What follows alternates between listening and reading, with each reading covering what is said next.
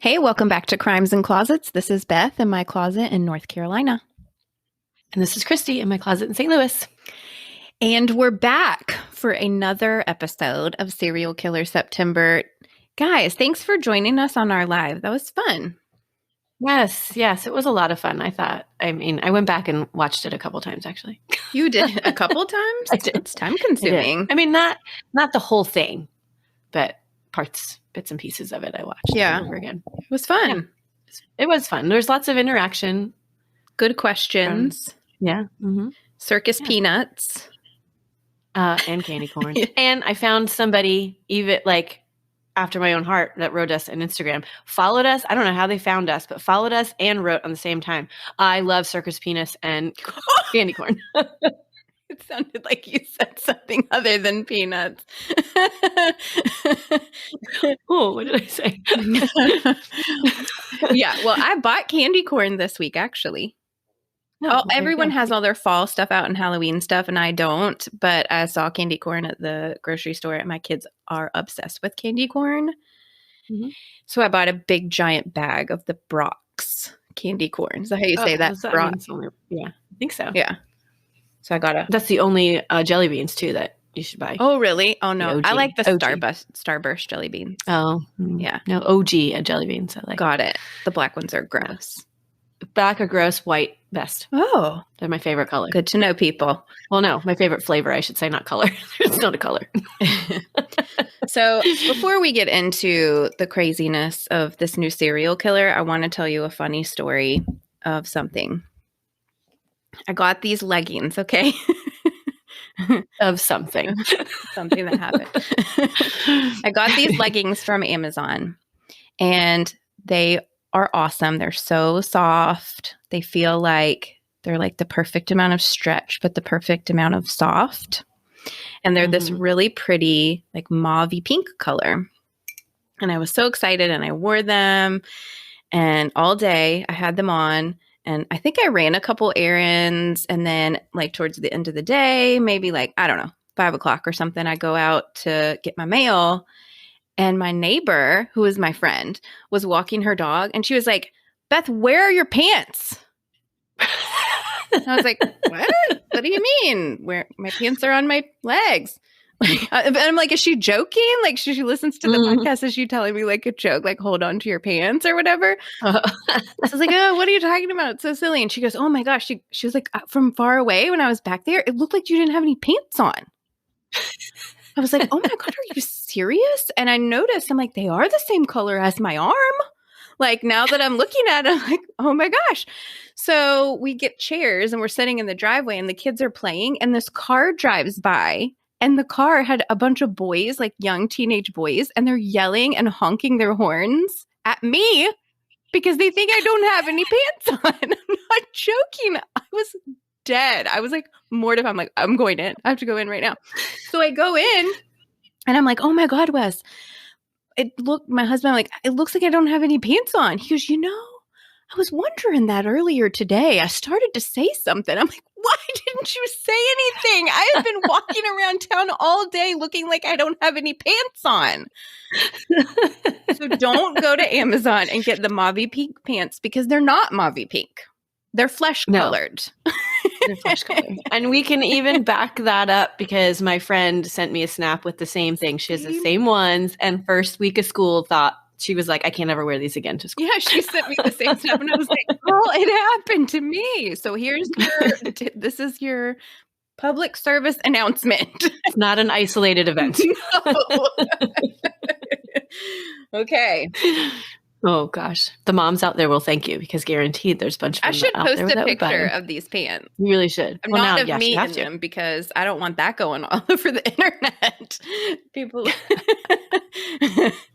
But I'll post a picture of the pants, like from the Amazon link or whatever. Fair. Okay. Looking forward to it. Okay. That's all I have. That's all.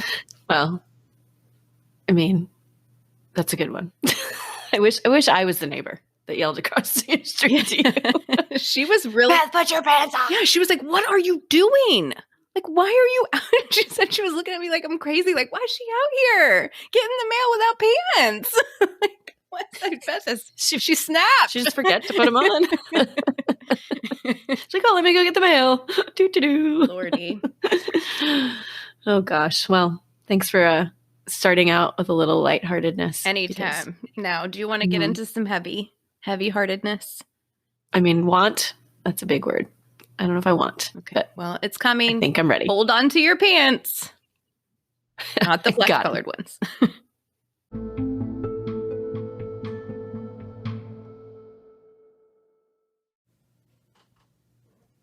Okay, here we are for another serial killer. Here we are. Look at us. Look at us. I feel like I need to have a deep breath soul cleanse or something. Deep breath out. Yes. Okay. So this serial killer, also recommended to us by several listeners over the years. Years. Okay. Not the years. We haven't been doing this for years. Oh, kind of a want to hear you tell this one? Yes. And, our response is always, we don't do serial killers except in September. So I put it in my bank. I can't remember exactly, honestly, because there's been several people who have recommended that we cover this guy. But if you're here and you're listening, then you know. Thanks. It's you. It's you. I'm talking about you. So thanks for recommending this total waste of life that I'm about to tell you about this week. This is the serial killer, Israel Keyes.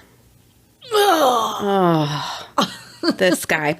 You know what's funny about this one is Israel Keyes. People either really know him and they're super dialed into all of the things with Israel Keyes, or they have never heard of him in their life. Okay, it's really interesting. I was gonna say not never heard of him, or just know that name, but don't know the right. They know nothing about him, or they know everything about him. So which one are you? I don't know. I didn't know. You do. Okay. I don't know. I can't say that I did. Honestly, I really can't. I do now. Yeah. Okay. Israel Keyes was born on January 7th, 1978 in Cove, Utah. He's our age. My age. I know. 78. I know it. He's really close to my husband's age, actually. So, And he's a Capricorn. Yeah. Doesn't mean anything to you, but it matters.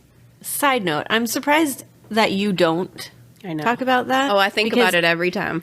Who is it? Is it Twisted and Uncorked that talks about our friends over there? I feel like they talk about the sign of their killer. I think it matters. To me, it does. And I think about it all the time. Maybe I will. Maybe I'll start that.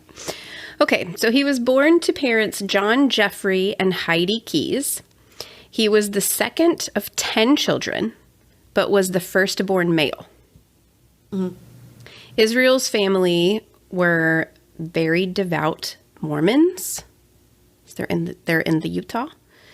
And his mother especially was extremely religious. She was almost like a religious zealot a little bit, which we'll go into. They lived a very minimalistic lifestyle. All of the children were homeschooled their entire lives. Oh. They weren't much into material possessions and things like that. In 1983, when Israel was 5, his parents excommunicated from the Mormon Church, which is a big deal. And so the entire family moved to Colville, Washington. Oh, okay. They lived there in a very tiny, rustic, one-room cabin with no electricity and no running water. And 10 kids. Wow. Sounds fun. It's fun. It's a good time. They didn't socialize with very many people, so the kids were pretty isolated. And again, they were homeschooled. They didn't participate in sports or anything like that. So they really just were tight-knit family, kept to themselves, whatever. They did attend a couple of churches in the area. One of the churches was called the Christian Israel Covenant Church, and the other church was called the Ark. Have you heard of the Ark? No. This is a pretty famous church. This church has actually been flagged as an official racist organization. Oh, why have I not heard about this? Why do I not know? Yeah. So both of these churches practice white supremacist Christian identity ideologies. Okay, so let's break that down. White supremacy, Yes, obviously, the belief that white people are superior to other races. Christian identity takes this one step further and claims that in the afterlife, whites will dominate and that all other races will be enslaved in the afterlife. Oh, so like their heaven is really racist and gross. Okay. Okay. So stand up people. Right? I don't want to go to that heaven. No, it's not. That does not exist. Gross. Doesn't exist. No. Thank you. Yeah, but like they're good people. You know what I'm saying? Sarcastically saying they're good people. They sound great. Why are we here? Why are we even here? Yeah. Okay, so this is how he and his siblings were being raised. He describes his upbringing as militia-like, but he doesn't report any abuse or neglect. Dare I say, teaching your kids to be racist white supremacist is abusive. Dare I say. But just say. You don't need to dare I say. Say it. Say it. Preach it. Okay. During his upbringing, he says that he had some thoughts and urges that he came to realize were not normal of other kids or anyone, anybody ever. Any human? Yes. He liked to harm animals and watch them suffer. And he would later say that when he was young, he assumed that everyone felt like this. Like everyone had these urges and these thoughts and they just didn't talk about it. They just kept it to themselves, right? But at a certain age, he realized that these thoughts were not normal. And so he just was like, well, I'm just going to have to hide them from other people. So this really begins a habit or like a tendency to have a double life, essentially. Now, during his childhood, he became friends with some boys that lived nearby, two brothers named Chevy and Shane Kehoe. Have you ever heard of these people? Okay, the Kehoe family they were also known to be extreme white supremacists. I'm pretty sure they attended the churches as well. Chevy actually went on to rob a Jewish couple's store. They owned like a local store and he robbed the store. And then later he killed two people and their 8-year-old daughter in order to steal guns and ammo. Stop. So Chevy is currently, right now, serving 3 consecutive life sentences in prison. And this is Israel's best friend. Right. Okay. Like, how do these people find each other? We say this When all did the he time. do this? Sorry. It was like in the mid to late 90s. Okay. So Israel had nothing to do with Chevy's crimes, but this was his friend. Like this was someone that he grew up with, like, you know, hurting animals and doing stuff. Okay. In his teen years, Israel got fed up with his upbringing and decided to denounce Christianity, his parents' religion, if you can call it that. Right. He began listening to heavy metal music, and he started saying that he was atheist in some sources. Other sources say he became interested in Satanism. These are two really different things, being atheist and Satanism. Right. They're very different ideologies. So I just wanted to point it out that their sources are conflicting and it's not clear which he preferred. Right, 'cause one you believe in something, the other you believe in nothing. Right. It's not fair to lump them together. So Yeah. I don't know which one. I don't know. But regardless, as a result, it was against his family's belief and his family shunned him. They were like, you got to go. And I got to tell you, heavy metal and a change of religion like really threw the Keyes family a bone because they got out while the getting was good and broke close contact with Israel. You know what I'm saying? So like, that worked out. Interestingly, after Israel left, his family ended up moving to Maine and became Amish. Like, this like religious whiplash. I don't even know. I'm telling you, it's weird. I mean, I guess they kind of lived an Amish lifestyle when they were in the cabin with no running water and electricity. And yeah, stuff, sort of. But like, she was searching. For something. So it's just interesting way to grow up. He does report that sometime between 1996 and 1998, he wasn't quite sure when, but sometime in this time frame, he was on the Oregon River and there was a group of people tubing. One girl he said she was between like 14 years old and 18 years old. Mm-hmm. It's a big gap, but like young. She was young. Yeah. Got separated from her friends, and he was able to get her alone, and then he sexually assaulted her. Now, he said that he had planned on killing her, but lost his nerve and couldn't go through with it. And he claims that for years afterwards, he really beat himself up for not going through with it. Yeah. So his regret is that he didn't kill her. I really not wish that he people could sexually see, like, assaulted facial her. expressions. Yeah. Because I'm just like, what? Yeah. He's like, I sexually assaulted her. But that was cool. But I feel real remorse for, not killing her. Like, ugh. He didn't want any witnesses left behind. Right. Well, she never came forward, and he never got caught. So we don't know. We don't know who she is. Still. Okay. Interesting. In 1998, Israel joined the United States Army. He was in the Army. He was stationed. Mercy. Yeah. Sorry. Background check much? Well, I guess he hadn't done anything. Well, he had done that, but nobody knew. Anyway, right. Mm-hmm. He was stationed at Fort Lewis in Washington State and served in the infantry, and also spent some time in Egypt during his military days. Army friends, I put that in quotes, describe him as quiet and said that he liked to keep to himself, but that he was like pleasant enough, whatever, they didn't really know much about him.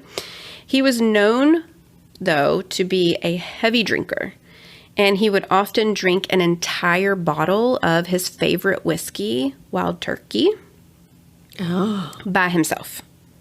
So, like, he would drink a whole bottle by himself alone.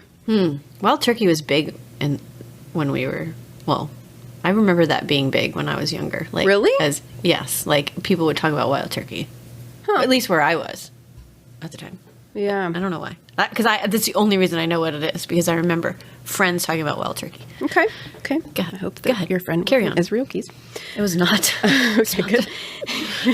He was a big fan of the group, the Insane Clown Posse, and kept posters of them in his barracks. Were your Wild Turkey friends fans of the Insane Clown Posse as well? Well, I don't want to say yes, but I know I've heard of that. Somebody. I mean, they dressed up like clowns. Right. Nothing scarier. No, who would have told me about that? But I know I've Well, they heard were that. a fairly big group. I mean, they did have a cult following, but like they were known. I knew about them. I right away recognized the name and knew. I feel like I remember somebody that like or maybe in another podcast, I remember hearing that they were part of it. Maybe it was a podcast on this. on Israel Keys. I don't know. Maybe. Who knows? Okay, so in 2000, Israel put out a personal ad and like to meet somebody. 2000. I mean, you do you. And he ended up meeting a woman, and they clicked and they began dating. Then in 2001, he was discharged honorably from the Army. He would later say that he was so excited to be discharged from his military service so that he could begin murdering.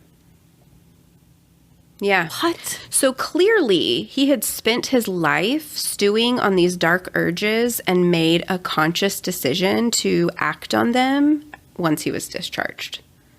Like, he was like, I've lived with this my whole life, and when I get out, I'm going to do what I want to do. He's an evil person. After he got out of the Army, he and his girlfriend got pregnant. Oh my gosh, he has a child. Bless. I mean, I knew that, but I'm right? acting surprised. Thanks for showing up. Okay. So this seemed to be an unplanned thing from what I gather. And initially he asked her to get an abortion, which she refused. And then he said, I don't want anything to do with you.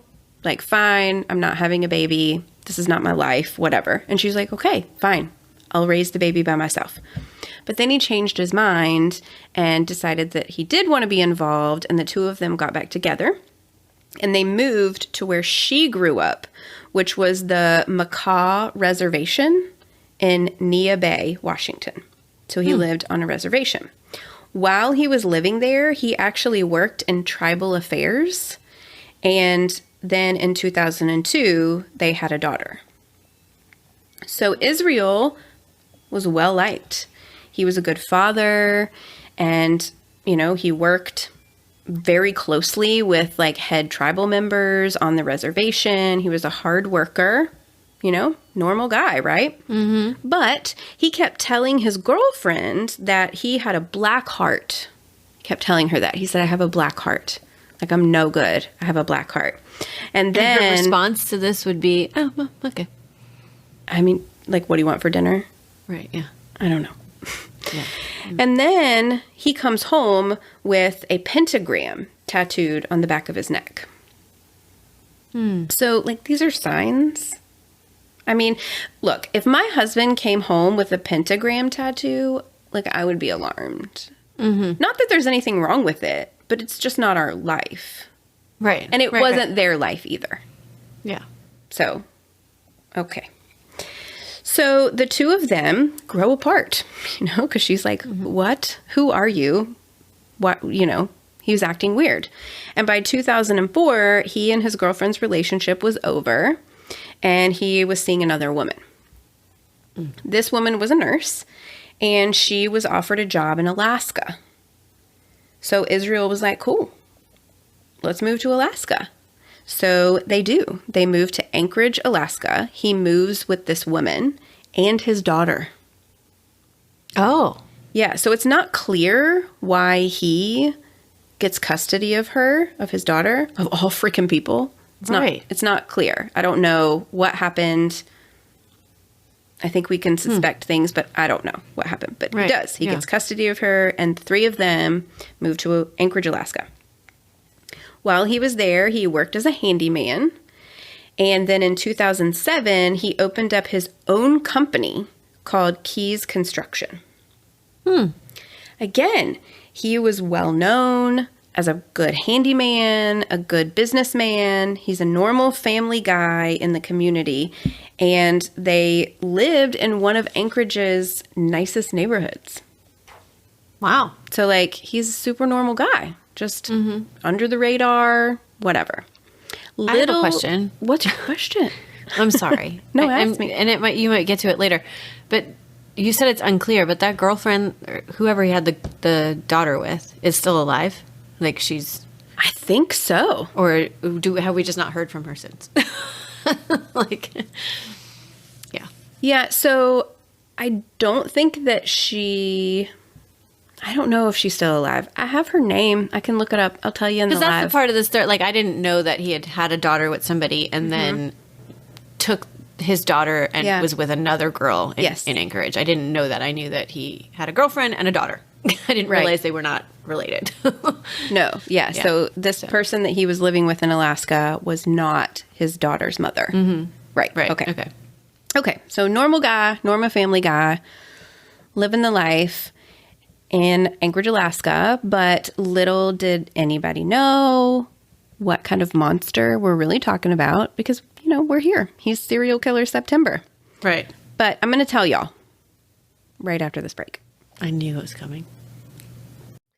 This episode is brought to you by Best Fiends.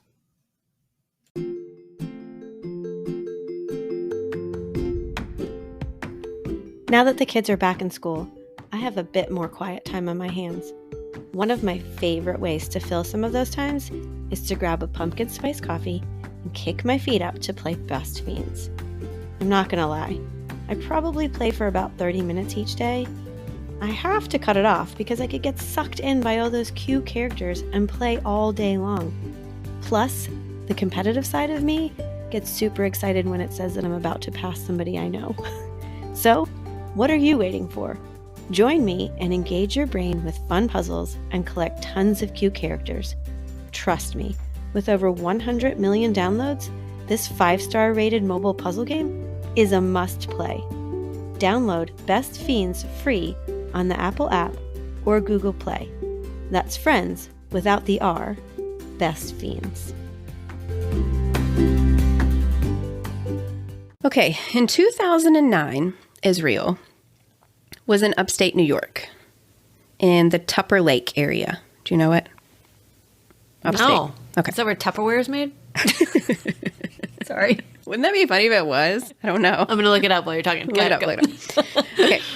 He owned about 10 acres in this area and like a falling down like building or whatever that he would go and stay in. Remember, he's used to meager means. While he was there in Tupper Lake, hold on to your pants. Hold on to your pants. He decided that he was going to rob a bank. You should rob a bank. Yeah. Rob a bank.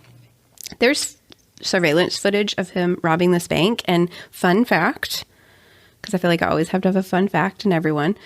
During this bank robbery, he wore a mask, but like an N95 mask. Shut up. I'm not kidding. He's light years ahead of his time. Light years. It's like COVID mask. I laughed out loud. Okay.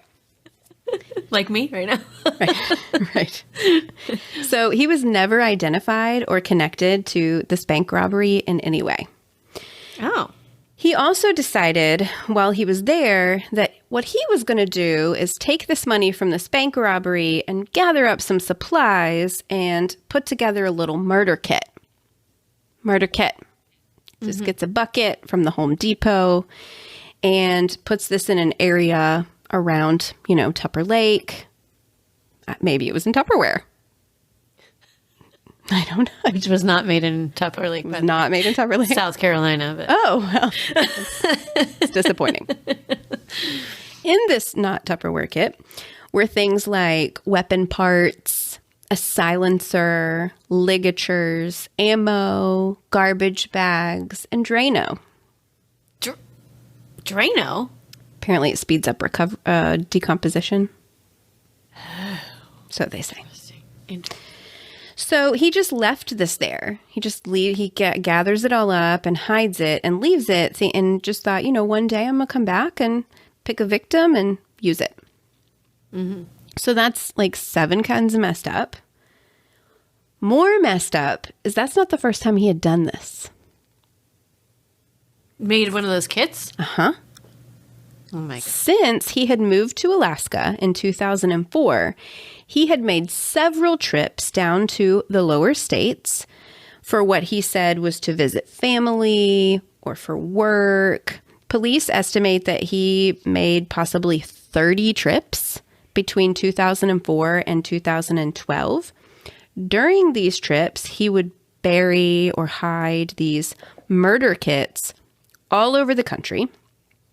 He would remember where they were, sometimes for years. And then he would revisit the areas, find victims, use the kits, and then relocate them somewhere else so that he could use them again. See, now, this is going to come out terrible.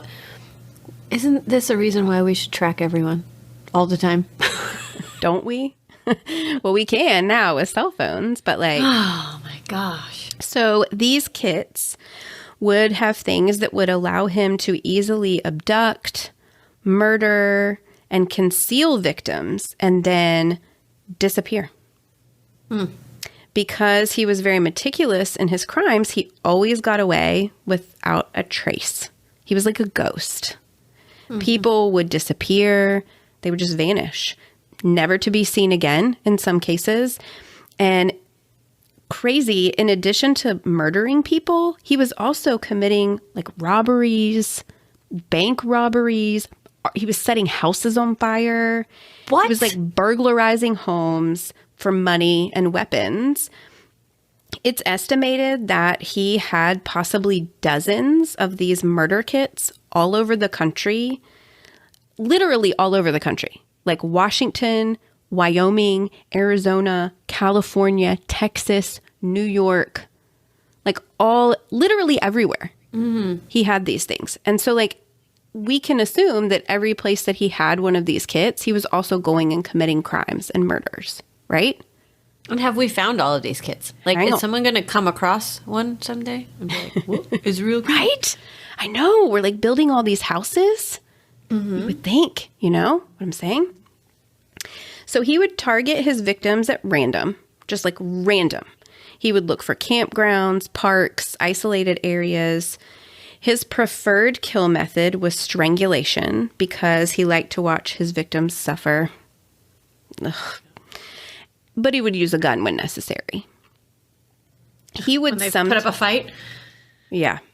Who knows? Who knows what's necessary? I mean, like, okay.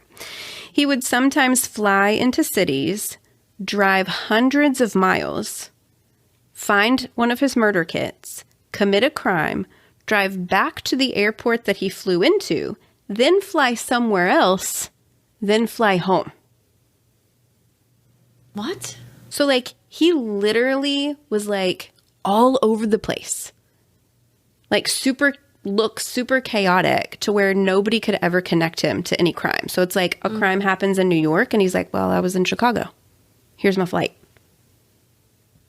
Oh my God. It's like there's no way to connect this man to anything. He kept his cell phone off. He only paid in cash and never had any connection to any of his victims. Maybe one of the scariest things about him, I mean, like, this is all scary, but, like, he had no victim profile whatsoever. None. Men, women, older people, like, whatever. The only thing that he said, his only, like, moral code, I put that moral code, is that he would not harm a child because he had a daughter, and he didn't like harming people who had young children. Oh, well, thank you. Yeah. Thank you for that. He also didn't like to hurt dogs. But the thing is, when you murder people, they're people's children. Right. Like, anyway.